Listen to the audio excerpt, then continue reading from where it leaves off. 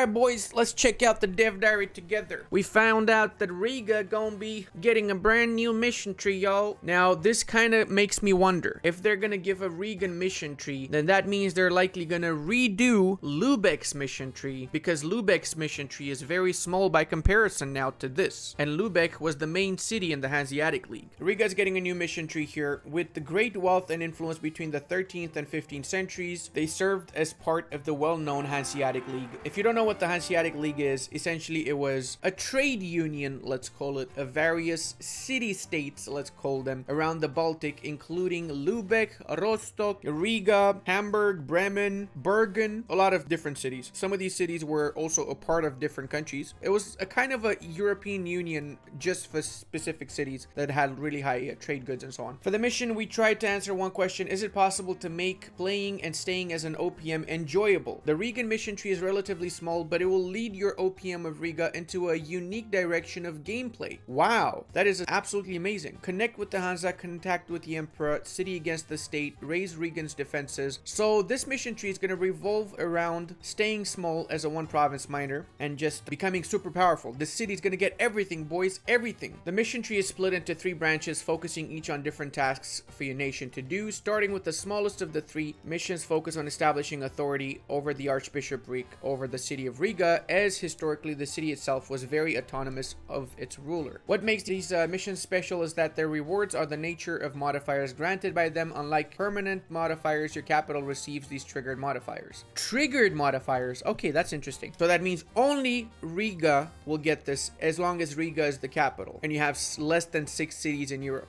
Wow. So seat of the Rigan Archbishopric, dev cost reduction. Wow, that is insane. Oh, Cathedral of Riga, look at that. 60 tax income, bruh.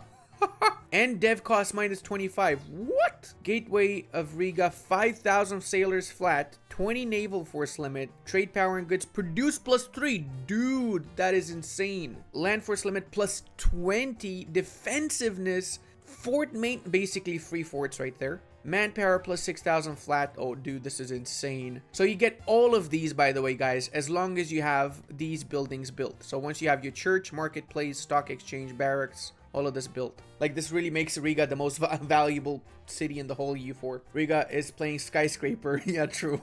The most right batch of the mission tree is made for military missions. Although the intended playstyle is staying as small as possible, it is apparent that a beautiful city such as Riga needs a buffer state to keep it protected from Novgorod and the jaws of the Commonwealth. Because of this, the mission Raise Riga's Defenses will give you subjugation CB against the Livonian Order. You also get 10% morale for a limited amount of time. That is all you get, so good luck in your first war. Subjugation of the Livonians will give you the final subjugation against the Teutonic Order. Unlock decisions which will handle the estate privilege and your Livonian subject. After punish the Teutonic Order, you get this event that makes them your historical friend. So let's see the mission tree again. Right, so you're gonna go Riga's Defenses, subjugation Livonians, and then punish the Teutons, and then the Knights of Riga. Right, okay. It's not a big mission tree, but it's an interesting and fun mission tree. Placed within the HRE, you become a duchy within the HRE, and you got a special Catholic plutocracy government reform, which is unique to them. 1 extra merchant, papal influence, governing capacity minus 25. That's a big problem, but I mean, if you're staying small, it's not such a big problem. Offer indulgence. Yeah, this is new and I like this. You can offer, if they accept, you can offer indulgence to nations and they get stability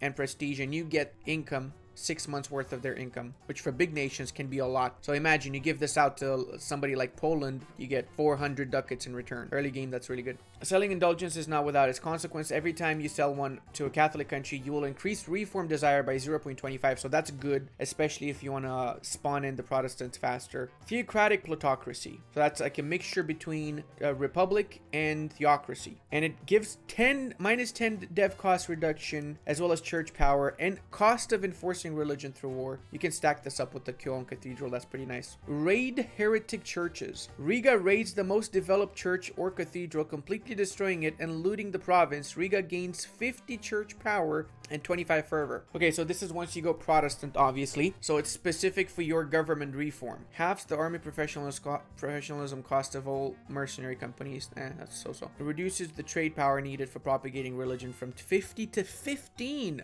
Wow, that's really cool. That's That's kind of broken too. I hope they only keep this for Riga, not for other countries though. Break the Hansa. Get an event. They either force to grant temporary privilege to their trade league members, which makes them basically useless for Lubeck, or lets them choose if they want to stick with Lubeck or want to join Riga's trade league. Okay, that's cool. Good news for every merchant republic enjoyer. Yes, all merchant republics now get access to factions and estates. You didn't have estates before, and that was a big debuff. Now you get estates.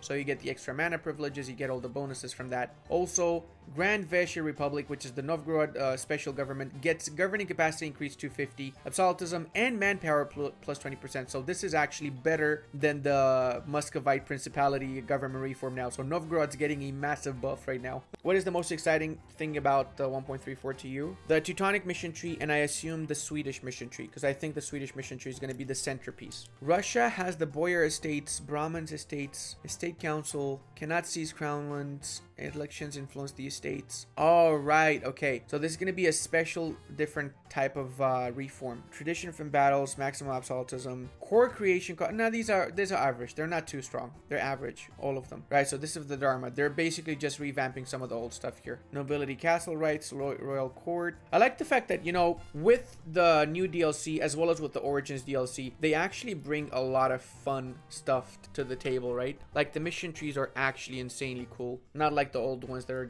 basically just conquered this, conquered that. You get a claim, you get a claim. Hope the last DLC gives colonial nations their own unique mission trees. I doubt that. I highly doubt that. I tried Novgorod Lubeck recently, so I'm glad they added the estates. Yeah, me too. I'm glad. That's a really good buff for the Novgorod and for Lubeck. Lubeck is a really fun nation, but yeah, it can be a little bit lacking because of the estates lacking. So good to see all these new changes coming in. Really good to see it. Centralized bureaucracy, decentralized bureaucracy. They've added some new reforms, right? So a couple of these can concentrate development with no losses. That is actually a pretty big one. This one, max promoted cultures. It's not bad if you're going for world conquest or some shit. This is a big one. Can concentrate with no losses. Really big one. Disable cold diet. Seize crownlands costs less estate loyalty. Okay, that's interesting too. Construction fort buildings grants 1 manpower and loyalty. Wow. That's also fun. And fort maintenance minus 15%. Not bad. I think republics are gonna be a lot more fun. And monarchies and everything, because they're adding these to monarchies as well and stuff. Do you think Poland will get a new tree? Poland's gonna get a new tree next week. Next week, they're gonna announce the Polish mission tree. I'm gonna tell you exactly what they're gonna announce, and I'm gonna tell you why I know this. People that work for Paradox give this stuff away very easily. I mean, I'm not saying that they told me. Don't get the wrong idea. Nobody told me anything. They commented on the forum stuff that makes it really obvious what they're talking about. They commented on the forum, what do you guys think about this picture? And they put a picture of the Polish hussars, and they're like, but yeah, anyway, I'll see you guys next week. Isn't that like super obvious that that means you're gonna make Polish, you're gonna talk about the Polish mission tree next week, boys? What other nations, Sweden, Denmark maybe will get revamped? I don't think Finland's gonna get it to be revamped. I don't think they're gonna get any missions actually. When is this patch coming out? Probably in a few months. Next week is Poland, and if they do Poland, they likely will do Lithuania also. And if they did Riga, they likely will do Lubeck too. We'll probably see a remodeled Lubeck tree. Also, another thing that people that work for Paradox let slip in the comments in the forum is the fact that they're gonna redo the French mission tree. So if they're gonna redo the French mission tree, not in this DLC, in the next DLC, that means the next DLC, which is the last DLC by the way, is gonna have an overall revamp for the entire game as a farewell for EU4.